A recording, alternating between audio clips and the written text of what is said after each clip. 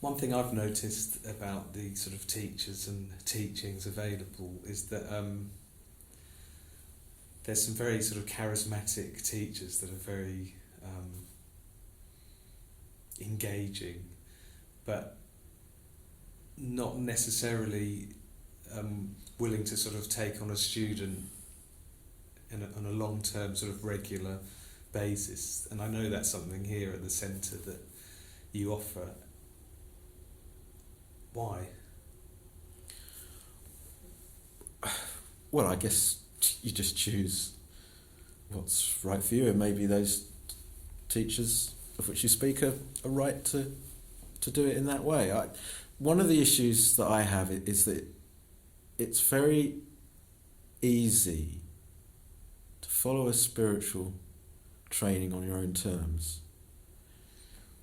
So, for instance, you read all the books you want to read, and you can interpret them any which way you want to interpret them. You can go and listen to a charismatic teacher who's come to this country or that country to speak, and you can listen to him, and of course it's engaging, and of course it's fulfilling, and it enlivens that part of you which is really, really keen and interested.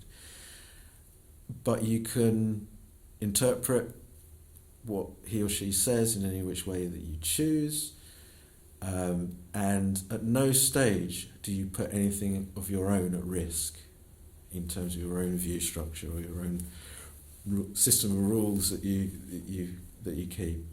So,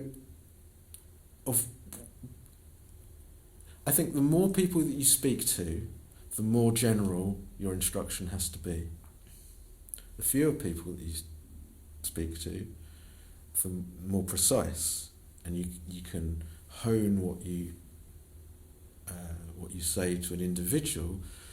It's like a bespoke teaching. Yes, you take the general rules, but it's not the same rule for everyone on every occasion. And developing that personal relationship, the student and the teacher, in that way, and building up that confidence and trust, and the student being open and ready, the teacher can guide more accurately. So, in a sense, it pays to keep it small. It pays to stay in one place and have people come to you,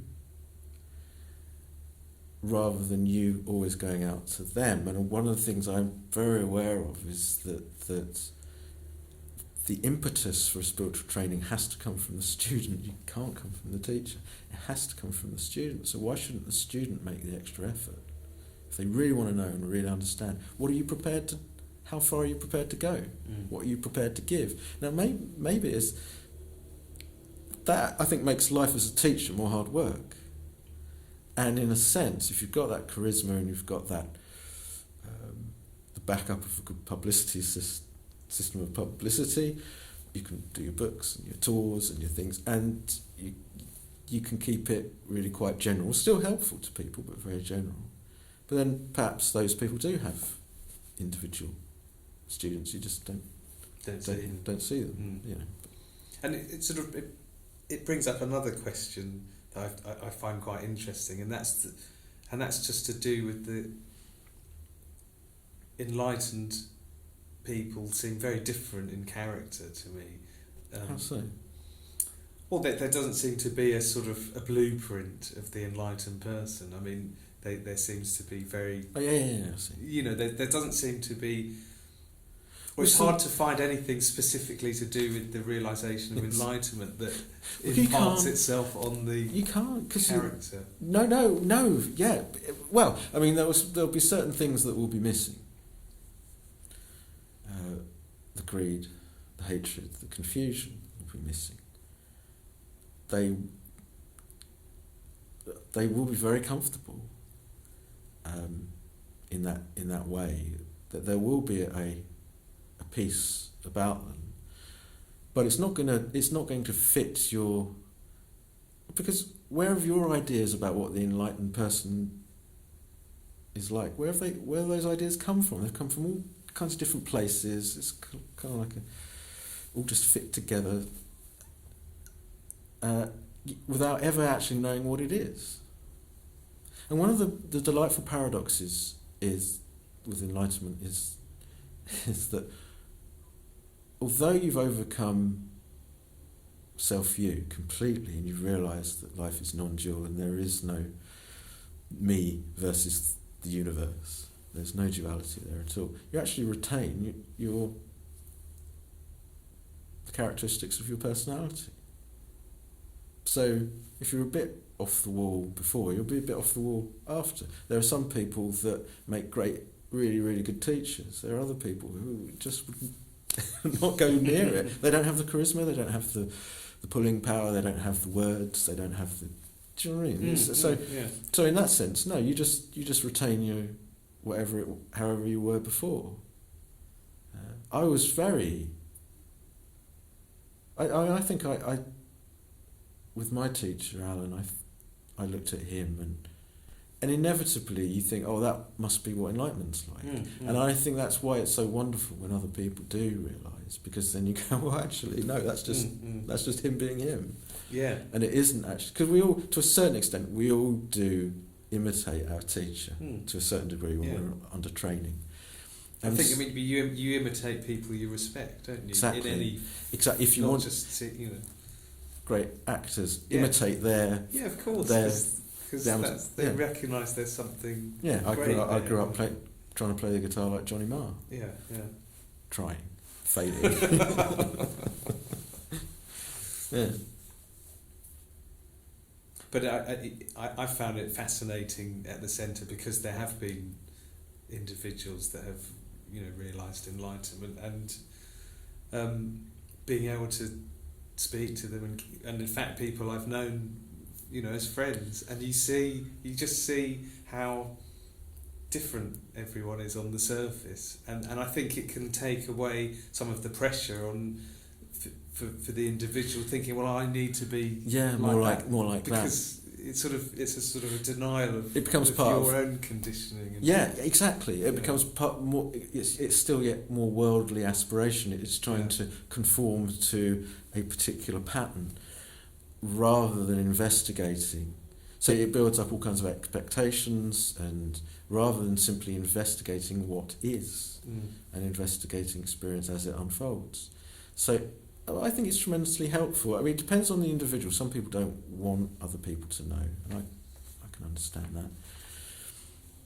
Other people are happy for other people to know, but aren't really able to sort of give any sort of constructive advice, but their mere presence and for a neophyte, somebody under training, to observe that person, I think is really, really instructive and helpful.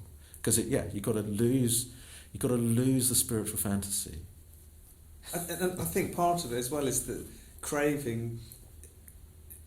I think there's a feeling that if you see someone who's maybe a bit sort of sloppy or drops things, or you can assume, well, there must be craving there, because it's what the society sees as in quotes inefficient or not being that together. There's an easy tendency to think, well, that must be craving, whereas the craving is it's more subtle than just outward behaviour. Yeah, you can't really tell through outward behaviour. No. So you might think, enlightened us would never get something wrong or make a mistake because that's spiritual fantasy. Yeah. Yeah. Yeah, because that's not what it is. It's not perfection in terms of external behaviour. No, because that would mean that if someone became enlightened, then they would have omniscient knowledge and a totally complete skill set, so that they could literally, never having played the trumpet before, they could pick up the trumpet and sound like Miles Davis. But it just doesn't work like that, because it's nothing to do with it at all. Perfection is what you've always had, but have always failed to recognise. And failing to recognise it, you then go seeking it. And you go seeking it here, and you go seeking it in there, and you criticise other people for not having perfection in this and not having perfection in that. We seek perfection in a partner, don't we? In work, in relationships, in the body, and yet perfection is always here, always goes unnoticed because we're so busy looking for it. And so perfection, the perfection that is unveiled at what we call enlightenment has nothing to do with any of those projections whatsoever. And yeah, and again, that's why having a real teacher is really helpful. That's why having other people that you have heard or suspect or of being enlightened is really, really helpful, because it then challenges your assumption. Your idea of perfection as opposed to It's really perfection. yeah. I remember in my training I'd always had this vision of perfection externally, which probably, looking back, is probably just like an artistic sensibility.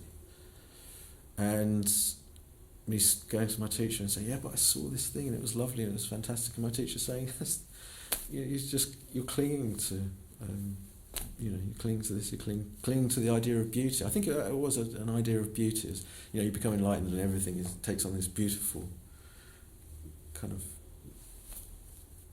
nature, and it was an attachment to beauty and perfection in that sense, and so I had to give that up, and I let go of it, and my practice moved on. So all kinds of things we hold attachment to, and we're very reluctant to let go of those little dreams, those little fantasies of what we think enlightenment is. But it's whether somebody's got that inner courage and strength to do that. Just give it up.